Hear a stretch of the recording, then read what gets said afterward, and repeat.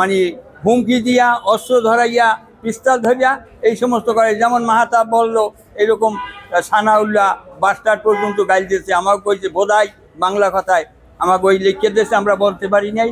পিতা মোহাম্মদ মোশাররফ হোসেন হাওলাদার, সাং ট্যাংরাখালী থানা ইন্দুরকানী। আমার বয়স তখন আমার জন্ম তারিখ 1963।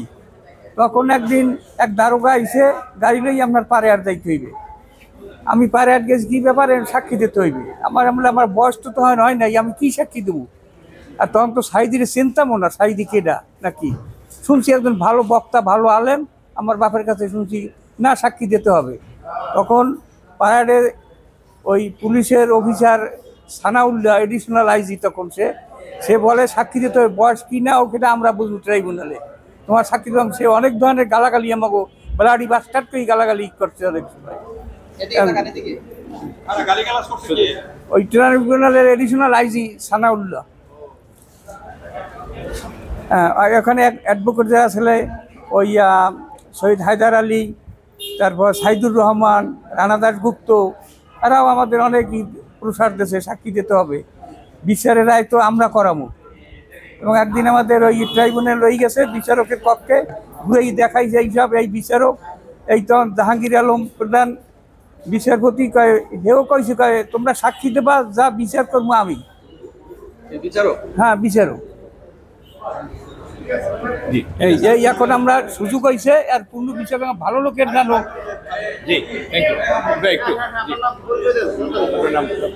আমি মোহাম্মদ আলতাফ হাওলাদার, আমার পিতা হামিদুদ্দিন হাওলাদার, বাড়ি পিরিজপুর বারেহাট। আমরা হয়তো আপনারা বলতে পারেন যে এখন আসছেন কেন। এখন আসছি এই আমাদের বয়স হয়তো আমরা এক পাও কবরে আর এক পাও উপরে আছে। এই যে শাহিদ হিসাবের বিরুদ্ধে আমাকে অর্থাৎ যে সমস্ত কারুকার্যটা করাইছে, এমন একজন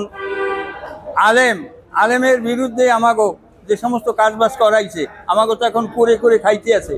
কবরে পড়ছি, আমাদের আত্মীয় স্বজন যারা আছে, পাড়া প্রতিবেশী, দেশবেশী, সবাই আমাকে ঘৃণা করে, ঘৃণার পাত্র হইয়া দাঁড়াইছি।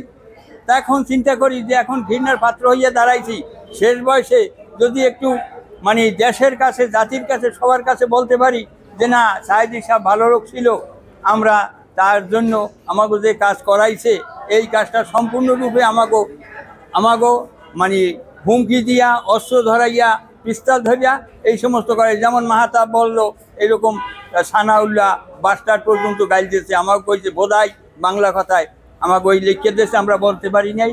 হ্যাঁ, এগুলার পরে আর আইয়া মানে অবান্তর গালাগালিও করছে, কিন্তু কর্ম কি করার তো উপায় নাই কিছু।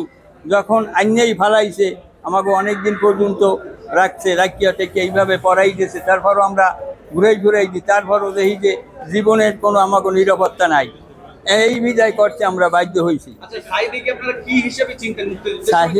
হ্যাঁ, চিনতাম, একজন বক্তা হিসেবে চিনতাম ওনাকে। না, দল করতো না, উনি একজন বক্তা ছিল, উনি একজন আলেম মানুষ, উনি আপনার ওয়াজ মাহফিল করতো, এই জিনিস বক্তা ছিল, উনি ওয়াজ মাহফিল করতে, এই জন্যে ওনারে মানে ওই সবাই একটু মূল্যায়ন করতে, ভালো মনে করতে, ভালো মানুষ। আমরা 1 মিনিট সময় নেব। সুমন মিস্ত্রি।